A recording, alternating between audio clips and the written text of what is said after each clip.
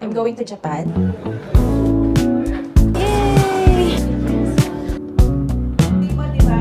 Mas bagay ito.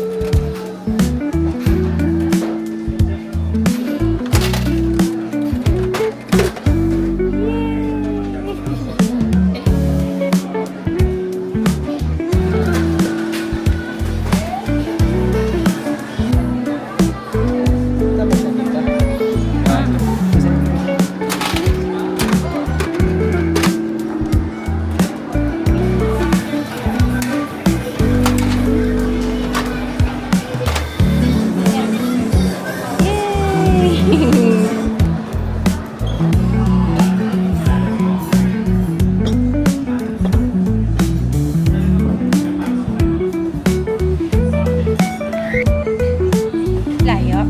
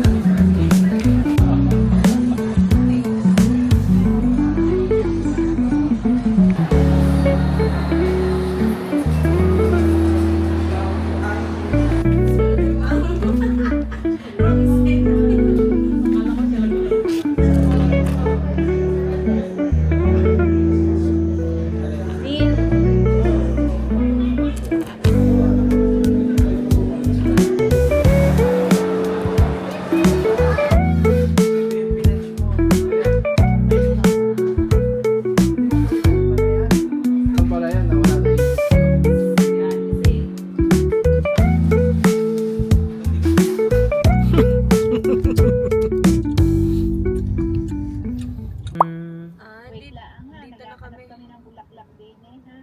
Andiyan na kayo? Nag-moist ata kasi.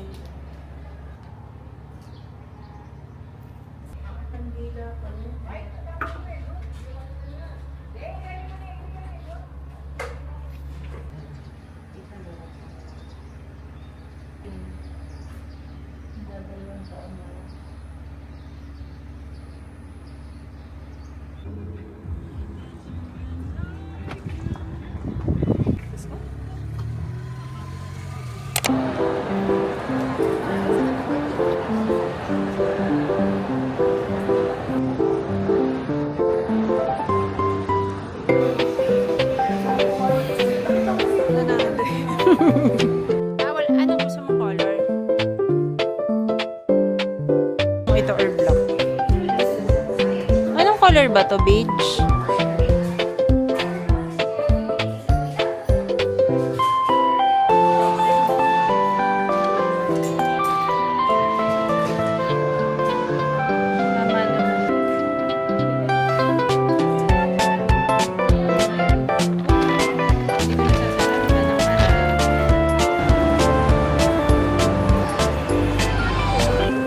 Thank you.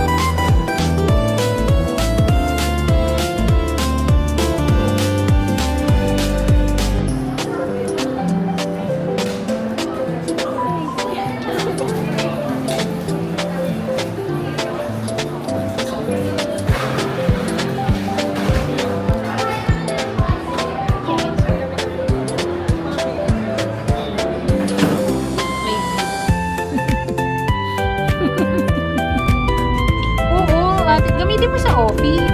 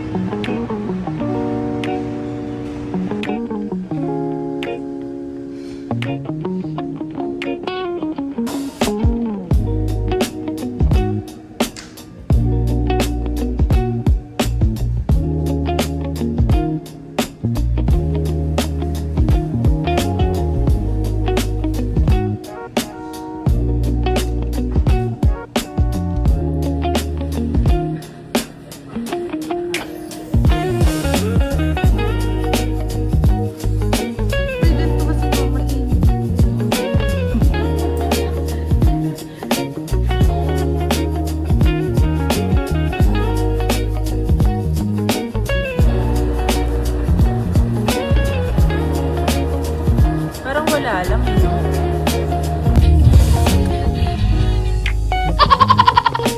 Pretty here.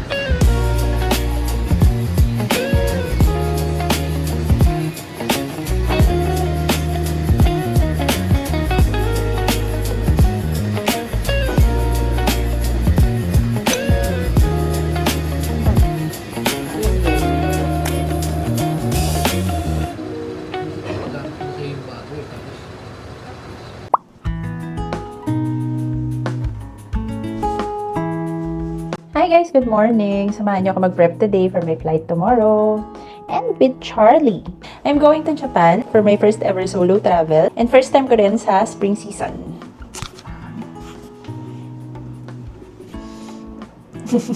Hi guys, good morning! Samahan niyo ako mag-prep today for my flight tomorrow. I'm going to Japan for my first ever solo travel. Tsaka first time ko rin makaka-experience ng spring season. Super excited kasi dream ko rin makakita talaga ng cherry blossoms. Tapos according sa news, full bloom yung dating natin dyan. Super sakto. I'll be in Japan for 2 weeks. Yung first week makakasama ko si Tita kasi isa-celebrate nila yung birthday ni Tito sa Japan. Actually, parang last month lang sila nag-decide tsaka nag-book. Diba? Sana all. Originally, kasama dapat natin si Javi sa trip na to. But then, nung early this year nga, lumipat siya ng work. So, wala pa siyang leave. Tapos, medyo tagilid din sa pag-apply ng visa. Kaya nag-decide siya na hindi na lang siya sasama. Hindi rin sana ako tutuloy. But sabi ni Javi, i-push ko na kasi alam din niyang dream ko yung solo travel eh. Kaya thank you so much kay Javi ko. Mauuna lang ako kay Tita ng 1 day. Kasi flight ko is tomorrow, tapos sila Saturday.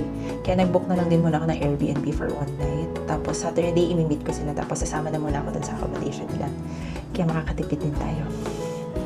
Kaya nakapag-extend tayo ng 2 weeks. For the first days, nasa Tokyo tayo. Then, punta tayong Osaka. Tapos dun ko na rin spend yung the rest of our solo days. Matagal kong pinaghandaan tong travel na to kung alam niya lang. Kaya nag-practice talaga ako mag-walking para masulit ko yung punta ko doon. Pag treadmill ako, pinapanood ko is Japan talaga para ma-inspire ako at lalo ma-excite. Yun, nakapag-prep naman ako these past few days. Okay na ako sa mga kailangan kong gawin. Ang natitira na lang is yung makapag-pack ako ng luggage. gagawin ko na siya ngayon yun para mamaya naman makapagligpit-ligpit din tayo sa house. Para hindi naman maiwan kay hubby yung paglilinis. Kuha mo naman si hubby. First time ko din mahihiwalay kay hubby ng ganun katagal. Actually, first time din na mahihiwalay talaga. Kasi lagi naman kami magkasama. Tsaka yung mga cats na yun. Poor few. Poor point. Medyo kinakabahan lang din ako. Kasi hindi ko kasama si hubby. Nasanay na rin kasi talaga ako nakasama siya. Tapos, usually naman siya yung bahala. Pag nasa labas kami, susunod lang ako sa kanya. Kasi, hindi rin ako ganun kagaling sa directions. I'm sorry. Tapos, yung mga cash, usually nasa kanya. Yung gamit ko. Kaya, good luck na lang talaga sa akin. It's actually our second time sa Japan. Kasama ko si hubby, tsaka si Bestie. Winter yon 2019 ata, before pandemic pa. Tapos yan, second time natin ngayon. Kaya hindi rin naman ako masyadong kinakabahan kasi hindi rin naman ako nahirapan dun sa train system nila. So, excited din ako. Marami na rin akong gustong puntahan. Marami na rin akong food na gusto i-try. Sana hindi ganun kadaming tao. Siguro mag-strategize na lang ako on how to beat the crowds. Pero hopefully, makaya natin yan. Sana ma-upload ko tong vlog na to sa mga susunod na araw. Para meron din tayong intro sa travel days natin. And try my best na ma-document tong trip natin. And sana magustuhan niyo yung mga next upload natin. Kung tingin niyo, magugustuhan niyo yung mga next content natin, at di pa kayo nakasubscribe, subscribe na kayo. This is how my lashes look like the next day. Pinagawa ko siya sa Ayumi, sa Alabang branch. I got the, Ange Girl Natural Extensions, tapos cut eye yata yung shape niya. Super nagustuhan ko siya kasi ang gaan lang. Simula sa process ng pagkakabit, super gaan ang kamay ni ate, tsaka mabilis. Tapos ito, ngayong nakakabit na, parang wala lang. Hindi ko siya nararamdaman. Parang ano lang, nag-curl lang ako tsaka mascara. Diba? Super natural. Tapos hindi siya nakaka-irritate. Tsaka hindi siya uncomfy. Love it. Tapos yan, pinagawa ko din yung nails ko doon. Although hindi ganun kaganda. Pero pwede na. Hindi rin ako sanay kasi na magpalagay ng polish. Kasi wala lang, basic lang talaga ako. Hindi ako mahilig sa extension, polish. Tapos gusto ko mabilisan lang kasi. Anyway.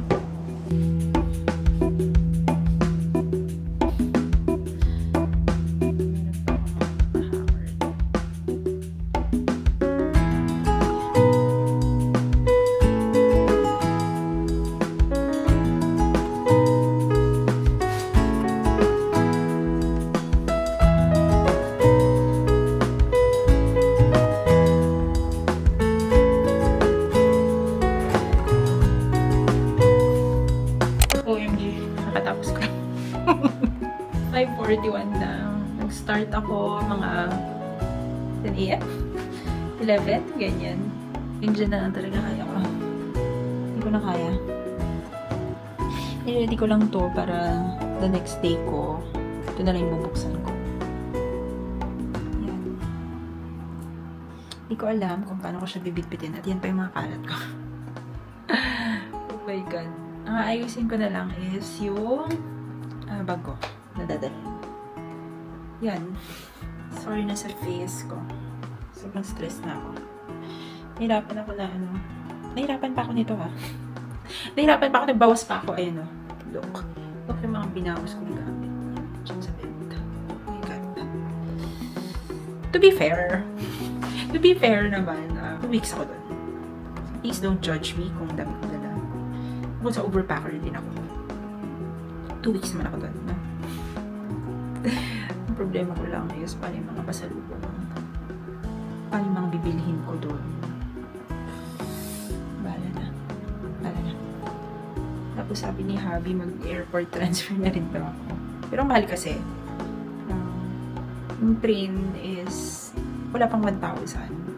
So nag-airport transfer ako na nagtingin ako parang 6,000 to 7,000. So, times 6, times 7. Kaya ko pa. Anyway, dito ko na lang siguro i-end yung vlog. Sorry, wala nang matinong outro. But, yun. 2 weeks ako na sa Japan. And I'll try my best na makapag-upload again. Again, this is Mary. And thank you for watching. I'll see you in Japan. Bye-bye!